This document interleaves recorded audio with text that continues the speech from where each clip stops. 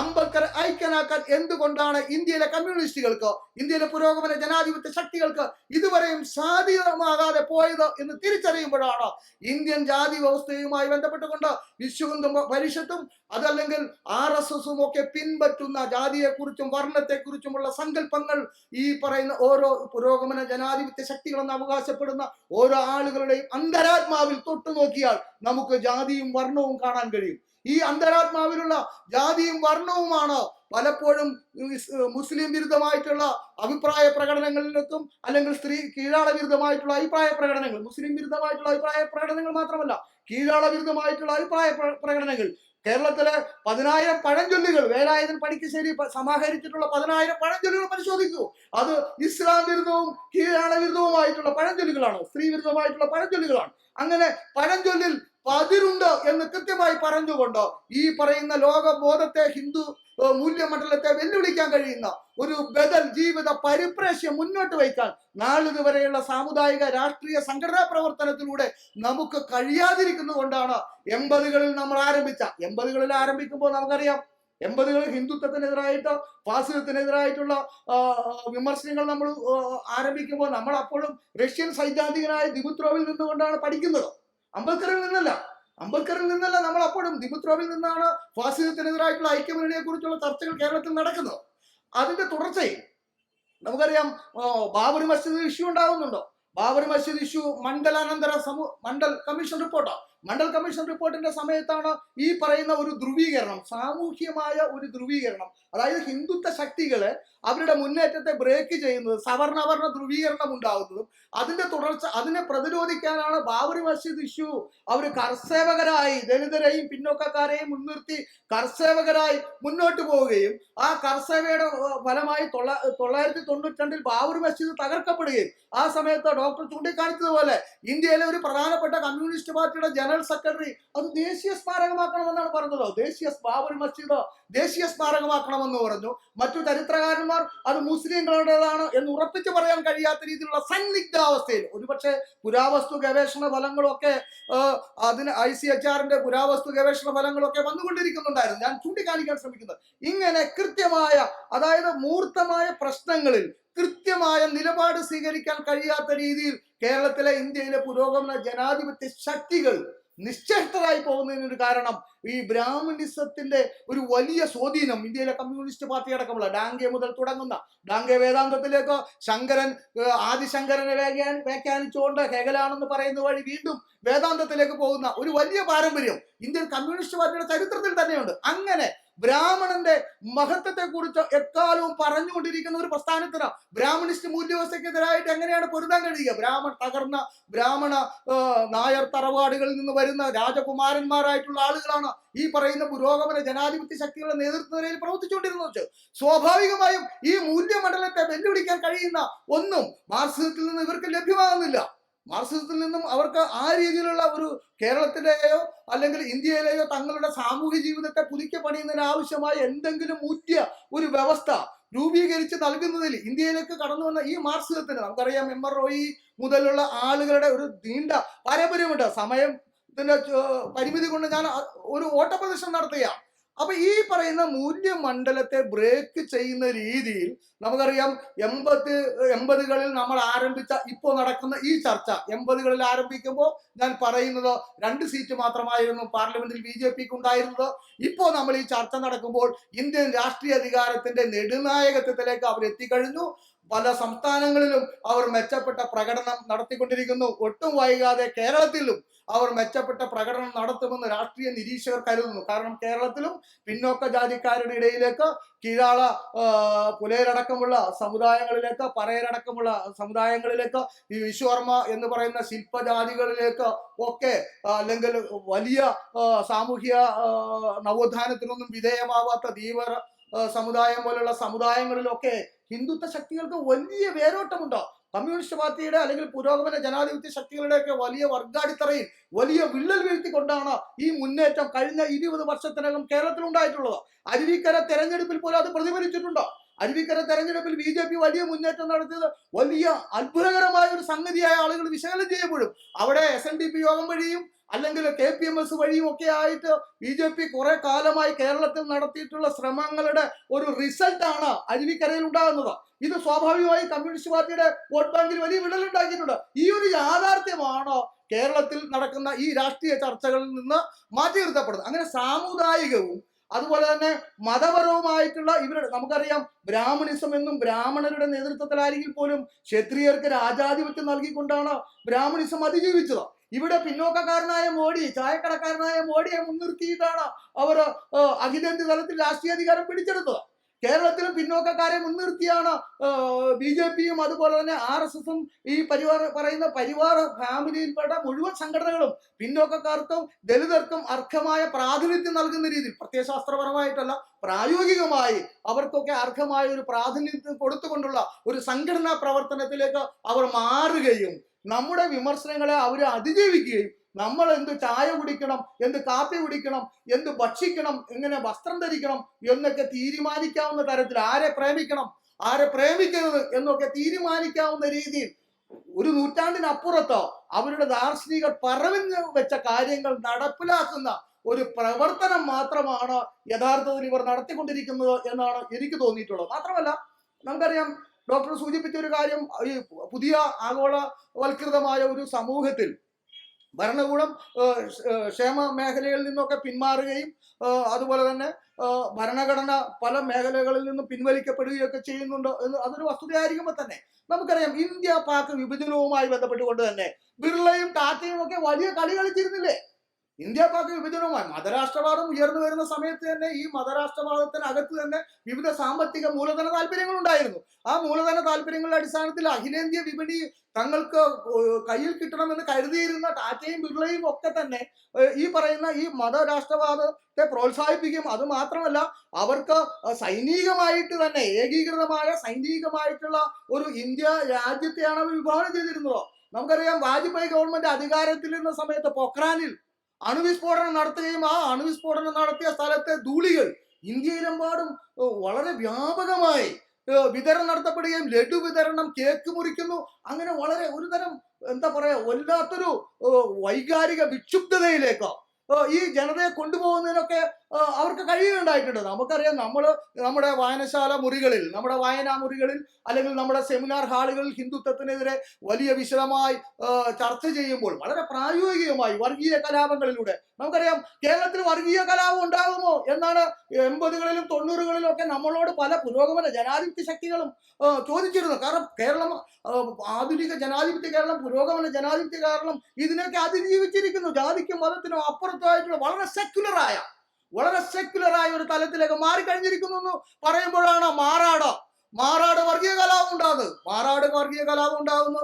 അതിന്റെ തുടർച്ചയിൽ കൊടുങ്ങല്ലൂർ ഉണ്ടാവും, വൈപ്പിനിൽ ഉണ്ടാവും. അങ്ങനെ കേരളത്തിന്റെ മുഴുവൻ തീരദേശ മേഖലകളിൽ വർഗീയ കലാപം ഉണ്ടാകുന്ന രീതി ഒരു തീപ്പൊരി വീണാൽ കേരളത്തിൽ ഉത്തരേന്ത്യയെ പോലെ തന്നെ വലിയ കലാപങ്ങൾ നടക്കാൻ കഴിയുന്ന രീതിയിൽ ആയുധ സജ്ജരായ മാനസികാവസ്ഥയുള്ള ഒരു വലിയ ആൾക്കൂട്ടത്തെ സൃഷ്ടിക്കുന്നതിന് ഹിന്ദുത്വ ശക്തികൾക്ക് കഴിയുകയും അതിനെ പ്രതിരോധിക്കാൻ പുരോഗമന ജനാധിപത്യ ശക്തികളാണ് എന്ന് അവകാശപ്പെട്ട് കഴിഞ്ഞ ഒരു 3 ദശകക്കാലത്തിലേറെ രാഷ്ട്രീയ സംഘടനാ പ്രവർത്തനം നടത്തിയ നാമൊക്കെ പരാജയപ്പെടുകയും അങ്ങനെ പരാജയപ്പെട്ട ഒരു ജനതയായി, ഒരു തോറ്റ സംഘടനാ പ്രവർത്തകരായി, ഹിന്ദുത്വത്തെ പ്രതിരോധിക്കുന്നതിൽ ഒരു തോറ്റ ജനതയായി നാം വീണ്ടും നിലയുറപ്പിക്കുമ്പോഴാണ് വീണ്ടും കൊടുങ്ങല്ലൂരിൽ ആദ്യമേ ബാബുരാജ് ചൂണ്ടിക്കാണിച്ചതുപോലെ വീണ്ടും കൊടുങ്ങല്ലൂരിൽ അനിഷ്ട സംഭവങ്ങൾ അരങ്ങേറുന്നത്. അത് കൊടുങ്ങല്ലൂരിൽ മാത്രമല്ല, എവിടെയും ഒരു പ്രണയത്തിന്റെ പേരിൽ, ഒരു വേലിത്തർക്കത്തിന്റെ പേരിൽ വർഗീയതയിലേക്കും വർഗീയ കലാപങ്ങളിലേക്കും പോകാൻ കഴിയുന്ന ഒരു അവസ്ഥ കേരളത്തിൽ സൃഷ്ടിക്കപ്പെട്ടിട്ടുണ്ട്.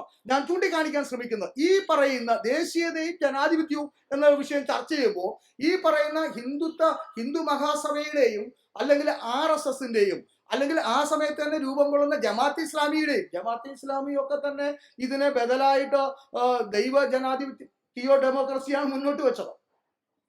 തിയോ ഡെമോക്രസി ഒന്നും ഇതിന് യാതൊരു പരിഹാരവുമല്ല. ജമാഅത്തെ ഇസ്ലാമി 1941 രൂപം കൊണ്ട് ഇന്ന് വരെ തിയോ ഡെമോക്രസിയെ കുറിച്ചുള്ള പരിചിന്തനങ്ങളാണ് നടത്തിക്കൊണ്ടിരിക്കുന്നത്. IPHന്റെ മുഴുവൻ, ഷെയ്ഖ് മുഹമ്മദ് കാരക്കുന്നിന്റെ മുഴുവൻ പുസ്തകങ്ങളും അള്ളാഹുവിലും ഖുറാനിലും അതുപോലെ ഹദീസുകളിലും ഒക്കെയാണ്. അതൊക്കെ അവരൊന്നും ജനാധിപത്യത്തെയോ മതേതരത്വത്തെയോ അല്ലെങ്കിൽ ഈ പറയുന്ന മറ്റ് സങ്കല്പങ്ങളിലൊന്നും തന്നെ അടിയുറച്ച് വിശ്വസിക്കുന്ന ആളുകളല്ല. അവരുടെ സൈദ്ധാന്തികനായ മൗലാന മൗദൂദി എഴുതിയ പുസ്തകങ്ങൾ അതിന് വ്യക്തമായ തെളിവുകളാണ്. MP മുഹമ്മദും അല്ലെങ്കിൽ MM കാരശ്ശേരിയും ഹമീദ് ചേന്നമംഗലൂരും ഒക്കെ നിരന്തരം അവരുമായി കലഹിക്കുന്നുണ്ടോ? എങ്കിൽ പോലും ഞാൻ പറയട്ടെ, ഈ ജമാഅത്തെ ഇസ്ലാമി പ്രതിദാനം ചെയ്യുന്ന ഒരു പ്രത്യയശാസ്ത്ര നിലപാട് 1941 മുതൽ, ഞാൻ പറയുന്നത് പാകിസ്ഥാനിലേക്ക് മൗദൂദി പോവുകയും മൗദൂദിയുടെ നിലപാടുകൾ പതുക്കെ പതുക്കെയാണെങ്കിലും, നമുക്കറിയാം ജിന്ന ഒരു മതേതരവാദിയായിരുന്നു, പാശ്ചാത്യ വിദ്യാഭ്യാസം ലഭിച്ച ആളായിരുന്നു. അദ്ദേഹം മുസ്ലിം ദേശീയത എന്ന് പറയുന്ന സങ്കല്പം മുന്നോട്ട് വെച്ചിരുന്നു. നമുക്കറിയാം ദേശീയ പ്രസ്ഥാനത്തിന്റെ കാലത്ത് ഇന്ത്യൻ ദേശീയതയെ കുറിച്ച് മൗലാന അബ്ദുൽ കലാം ആസാദ് മുന്നോട്ട് വെച്ചിരുന്ന ആശയങ്ങളെയോ ജിന്ന മുന്നോട്ട് വെച്ചിരുന്ന ആശയങ്ങളെയോ ഒന്നും മൗദൂദി അംഗീകരിച്ചിരുന്നില്ല. കാരണം ജനാധിപത്യവും മതേതരത്വവും ഒന്നും ഇദ്ദേഹം അംഗീകരിക്കുന്ന പ്രശ്നമില്ല.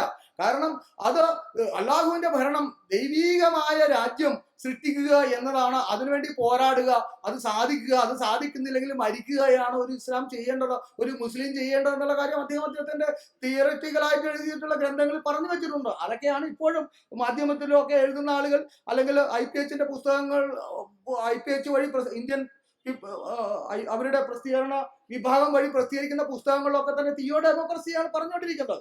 അപ്പോ ഒരു വശത്ത് ഈ പറയുന്ന മുഴുവൻ ശക്തികളും പരസ്പരം ദർശനപരമായി ഇവിടെ വേദങ്ങളിലേക്ക് മടങ്ങുക എന്നാണ് പറയുന്നത്. ഇവിടെ 1875 ദയാനന്ദ സരസ്വതിയൊക്കെ ഇത് നമ്മുടെ ആര്യസമാജം പോലെയുള്ള ഇത് തുടങ്ങുമ്പോൾ വേദങ്ങളിലേക്ക് മടങ്ങുക, ആ വേദങ്ങൾ എന്ന് പറയുന്നത് ദൈവത്തിന്റെ വചനമാണെന്നാണ് ദയാനന്ദ സരസ്വതി പറയുന്നത്. 1941 ഈ മുതലുള്ള മൗദൂദിയുടെ പുസ്തകങ്ങൾ പരിശോധിച്ചു കഴിഞ്ഞാൽ ദൈവത്തിലേക്ക് മടങ്ങുക എന്ന് തന്നെയാണ്. മൗദൂദിസം എന്ന് പറയുന്നത് ദൈവരാഷ്ട്രം, അതിന്റെ ഒരു പ്രതിനിധി എന്നുള്ള നിലക്ക് മാത്രമാണ് മനുഷ്യനെ കാണുന്നത്. സ്വാഭാവികമായിട്ടും അത് മൗദൂദിമാരുടെ ഒരു പുതിയ തലമുറ, പുരോഹിതന്മാരുടെ ഒരു പുതിയ തലമുറ രാജ്യം ഭരിക്കുന്ന ഒരു അവസ്ഥയിലേക്ക് തന്നെയാണ് കാര്യം പോകുന്നത്. അങ്ങനെ മതാത്മകമായ രീതിയിൽ, അതായത് മതാത്മകമായ രീതിയിലാണ് ഈ പറയുന്ന ദയാനന്ദ സരസ്വതി ആണെങ്കിലും, അല്ലെങ്കിൽ ഹെഡ്ഗേവാർ ആണെങ്കിലും, അല്ലെങ്കിൽ MS ഗോൾവൽക്കർ ആണെങ്കിലും, അല്ലെങ്കിൽ ഇപ്പോഴത്തെ മൗദൂദി ആണെങ്കിലും മതരാഷ്ട്രത്തിന്റെ അടിസ്ഥാനത്തിൽ, ഒരുപക്ഷെ 1937 ഗോൾവൽക്കർ തന്നെയാണ് ഇന്ത്യയിൽ മുസ്ലിങ്ങളും ഹിന്ദുക്കളും 2 രാഷ്ട്രങ്ങളാണെന്ന് പ്രഖ്യാപിച്ചത്. ആ സമയത്ത് വക്കീൽ പണി, രാഷ്ട്രീയ പ്രവർത്തനമൊക്കെ നിർത്തി വക്കീൽ പണിയായിട്ട് നടന്നിരുന്ന ജിന്ന തിരിച്ചു വരികയും മുസ്ലിം ലീഗിന്റെ നേതൃത്വം ഏറ്റെടുക്കുകയൊക്കെയാണ് ചെയ്യുന്നത്. അതൊക്കെ ചരിത്രം. ഞാൻ അതിന്റെ ഇതൊക്കെ നിങ്ങൾക്ക് അറിയാവുന്നതുകൊണ്ട് ഞാൻ അതിന്റെ വിശദാംശങ്ങളിലേക്ക് പോകുന്നില്ല. ഞാൻ പറഞ്ഞു വരുന്നതോ, ഈ ജനാധിപത്യത്തെ കുറിച്ച് നമ്മൾ ചർച്ച ചെയ്യുമ്പോൾ, ദേശീയതയെ കുറിച്ച് ചർച്ച ചെയ്യുമ്പോൾ, ദേശീയതയെ കുറിച്ചുള്ള സങ്കല്പം ഹിന്ദു രാഷ്ട്രവാദത്തിന്റെ അടിസ്ഥാനത്തിൽ ഇതുണ്ടായിരുന്നു. അതുപോലെ തന്നെ മുസ്ലിം ദേശീയതയെ കുറിച്ചുള്ള സങ്കല്പങ്ങൾ ഉണ്ടായിരുന്നു. അതുകൂടാതെ ഇതിനെ നിരാകരിക്കുന്ന പാൻ ഇസ്ലാമിസം എന്ന് പറയുന്ന മൗദൂദിയുടെ നിലപാടുണ്ടായിരുന്നു. ഇതിൽ നിന്നൊക്കെ വ്യത്യസ്തമായി കമ്മ്യൂണിസ്റ്റുകാരുടെ ഭാഷാ ദേശീയതയെ കുറിച്ചുള്ള സങ്കല്പം ഉണ്ടായിരുന്നു. ഈ പറയുന്ന എല്ലാ സങ്കല്പങ്ങൾക്കകത്തും കീഴാള വിരുദ്ധമായിട്ടുള്ള ഒരു മനോഭാവം ഉണ്ടായിരുന്നു, മനോഗതി ഉണ്ടായിരുന്നു എന്ന് ചൂണ്ടിക്കാണിക്കാനാണ് ഞാൻ ആഗ്രഹിക്കുന്നത്. അതായത് ഈ ദേശീയ ഈ പറയുന്ന കമ്മ്യൂണിസ്റ്റുകാരുടെ സങ്കല്പത്തിലാണെങ്കിലും, അല്ലെങ്കിൽ ഇന്ത്യയിലെ മുസ്ലിങ്ങളുടെ എന്ന് പറഞ്ഞാൽ മുസ്ലിങ്ങളിൽ തന്നെ വരേണ്യരായ, ഇപ്പുറത്തും വരേണ്യരായിട്ടുള്ള ആളുകളാണ് ദേശീയ പ്രസ്ഥാനത്തിന്റെ നെടുനായകത്വത്തിലേക്ക് വരുന്നത്. ഇന്ത്യൻ യൂണിയൻ മുസ്ലിം ലീഗ് രൂപീകരിക്കുമ്പോഴും മുസ്ലിങ്ങളിലെ തന്നെ വരേണ്യമായ വിഭാഗം, ഹിന്ദുക്കളുമായി താരതമ്യം ചെയ്യുമ്പോൾ മുസ്ലിങ്ങൾ സാമ്പത്തികമായി വേണ്ടത്ര വിസിബിലിറ്റി പ്രകടിപ്പിക്കാൻ കഴിയുന്ന സമുദായമായി വികസിച്ചിരുന്നില്ലെങ്കിൽ പോലും മുസ്ലിങ്ങളുടെ ഇടയിലുള്ള വരേണ്യരായിട്ടുള്ള ആളുകൾ തന്നെയാണ് ഇന്ത്യൻ യൂണിയൻ മുസ്ലിം ലീഗിലൂടെയും ജമാഅത്തെ ഇസ്ലാമിയിലൂടെയൊക്കെ സംഘടനാ പ്രവർത്തനം ആരംഭിക്കുന്നത്. ഇപ്പുറത്തുള്ള ആളുകൾ ആര്യ സമാജത്തിലൂടെയും ബ്രഹ്മസമാജത്തിലൂടെയും ഹിന്ദു മഹാസഭയിലൂടെയും അല്ലെങ്കിൽ ഇന്ത്യൻ നാഷണൽ കോൺഗ്രസിലൂടെയും ഒക്കെ കടന്നു വരികയും, ആ ഇന്ത്യൻ നാഷണൽ കോൺഗ്രസ് 1885 രൂപീകരിക്കപ്പെടുന്നത്. 1875 ബ്രഹ്മസമാജവും ആര്യ സമാജവും ഒക്കെ ഉണ്ടാകുന്നത്. അപ്പൊ ഇതിന്റെ ഒരു തുടർച്ച ഗാന്ധിയിൽ ഉണ്ടോ? അതായത് ബ്രാഹ്മണിസത്തിന്റെ അതിജീവനത്തിന്റെ തുര, ബ്രാഹ്മണിസത്തിന്റെ ജാതി വ്യവസ്ഥയുടെ അതിജീവനത്തിന്റെ തുറയുടെ ഭാഗമായിട്ടാണ് പുതിയ ആശയങ്ങൾ, ഈ പറയുന്ന ഏതാണ്ട് വൈദിക കാലഘട്ടം, ഏതാണ്ട് 1500 BC എന്നൊക്കെയാണ് നാം ഒക്കെ ചരിത്രത്തിൽ പഠിക്കുന്നത്. പക്ഷെ ഇവരുടെയൊക്കെ കൃതികളിൽ അത് 4500 വർഷം ഹരപ്പൻ സംസ്കാരത്തോടൊക്കെ പോകുന്ന വിചിത്രമായ ചരിത്ര പുസ്തകങ്ങളൊക്കെ ഈ ആളുകൾ എഴുതുന്നുണ്ട്. പക്ഷെ ഇതൊന്നും തന്നെ സൂക്ഷ്മമായി പരിശോധിക്കപ്പെടുകയോ ചർച്ച ചെയ്യപ്പെടുകയോ, ഇതൊക്കെ ഒരു ആശയ തലത്തിൽ തന്നെ നിരാകരിക്കുകയോ ഒക്കെ ചെയ്യുന്ന പ്രായോഗികമായ സൈദ്ധാന്തികമായിട്ടുള്ള പ്രവർത്തനങ്ങൾ ഏർപ്പെടുന്നതിൽ നാം ഒക്കെ വളരെ വളരെ വൈകിപ്പോയി എന്നുള്ള കാര്യം ചൂണ്ടിക്കാണിക്കാൻ ഞാൻ ആഗ്രഹിക്കാം. അപ്പോൾ ഈ പറയുന്ന മതാത്മകമായ ഈ ദേശീയ സങ്കല്പങ്ങൾക്ക് വെളിയിൽ മതാത്മകമായ ദേശീയ സങ്കല്പങ്ങൾക്ക് വെളിയിൽ നിലനിൽക്കുന്ന ഭാഷാ ദേശീയത എന്ന് പറയുന്ന സങ്കല്പമാണ്. അപ്പൊ ഭാഷാ ദേശീയത എന്ന് പറയുന്ന സങ്കല്പത്തിലാണോ ഇത്തരം ഒരു സെമിനാർ സംഘടിപ്പിക്കപ്പെടുന്നത്? അങ്ങനെ ഭാഷാ ദേശീയത എന്ന് പറയുന്ന സങ്കല്പത്തിൽ എത്തുമ്പോൾ അഖിലേന്ത്യാ ദേശീയത, അഖിലേന്ത്യ ഭൂഷാസി, വിപണി, ദേശീയ ഭൂഷാസി, പെറ്റ് ഭൂഷാസി, കർഷക ജനത, തൊഴിലാളി വർഗം എന്നൊക്കെ പറയുന്ന മാവോയിസ്റ്റ് രീതിയിലുള്ള ഒരു പുത്തൻ ജനാധിപത്യ വിപ്ലവത്തിന്റെ പ്രശ്ന പരിസരത്തിൽ തന്നെയാണോ ഈ ചർച്ചാവേദിയും നിലനിൽക്കുന്നത് എന്നൊക്കെയുള്ള ഒട്ടേറെ ആശങ്കകൾ ഈ പ്രയോഗവുമായി ബന്ധപ്പെട്ട് തന്നെ നിലനിൽക്കുന്നുണ്ട്. അതുകൊണ്ട് തന്നെയാണ് നേരത്തെ ഗോൾവാൾക്കർ ചെയ്തതുപോലെ നിങ്ങൾ ദേശീയതയെക്കുറിച്ചുള്ള നിങ്ങളുടെ സങ്കല്പം നിർവചിക്കേണ്ടതുണ്ട് എന്ന് ഞാൻ ആവർത്തിക്കുകയാണ്.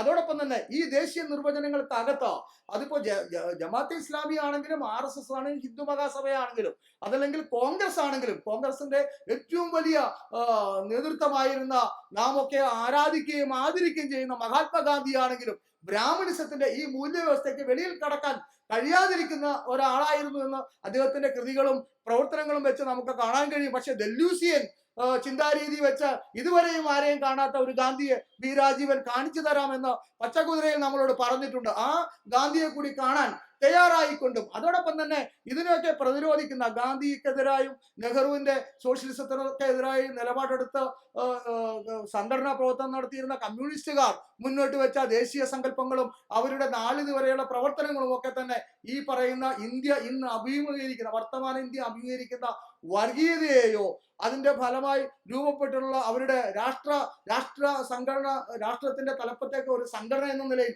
അധികാരം പിടിച്ചെടുക്കാൻ കഴിയുന്ന തലത്തിലേക്കോ എല്ലാ സാംസ്കാരിക മണ്ഡലങ്ങളിലേക്കും, പൂന ഫിലിം ഇൻസ്റ്റിറ്റ്യൂട്ടിലേക്ക് മാത്രമല്ല, കൊടുങ്ങല്ലൂരത്തെ ഒരു ചായക്കടയിൽ, ക്ഷേത്ര പരിസരത്തുള്ള ഒരു ചായക്കടയിൽ ഇനി ഇറച്ചിയും പൊറോട്ടയും വിൽക്കണോ എന്ന കാര്യം ഇവിടുത്തെ ശാഖ കൂടി തീരുമാനിക്കുന്ന ഒരവസ്ഥയിലേക്ക് കാര്യങ്ങൾ എത്തി നിൽക്കുന്ന സന്ദർഭത്തിൽ ഇത്തരണത്തിലുള്ള ചർച്ച വളരെ വിപ്ലവകരമായ പുതിയ അന്വേഷണങ്ങൾക്ക് ഈ പറഞ്ഞ ഈ മതാത്മകമായ അല്ലെങ്കിൽ ഭാഷാ ദേശീയപരമായിട്ടുള്ള സങ്കല്പങ്ങൾക്ക് വെളിയിൽ പുതിയ മനുഷ്യൻ എന്നുള്ള നിലയ്ക്ക്, അല്ലെങ്കിൽ മനുഷ്യർ എന്ന നിലയ്ക്ക് തന്നെ സ്ത്രീയും കീഴാളനും പ്രകൃതിയും ഒക്കെ നേരിടുന്ന അതിവിപുലമായ അടിച്ചമർത്തലുകളും അതുപോലെ തന്നെ ചൂഷണവും ഒക്കെ നമ്മുടെ ഇതുപോലുള്ള ഒരു സമൂഹത്തിൽ നിലനിൽക്കുന്നുണ്ട്.